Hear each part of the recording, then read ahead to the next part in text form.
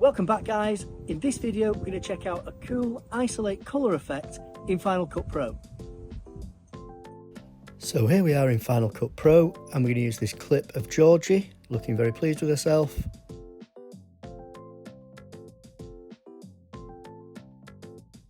So let's get it to a position where we can see Georgie and we can see her skirt and everything, so we can see all those colours.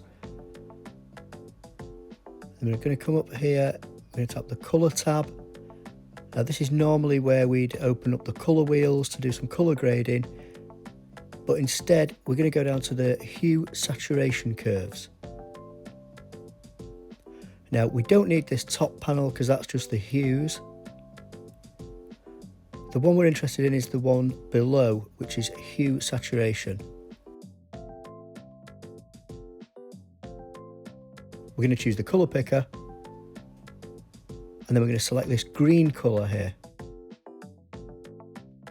And you'll notice once that's selected, it's shown on that hue saturation panel there. So we're going to bring down the colours around it and straight away you'll see it's desaturated everything but that green.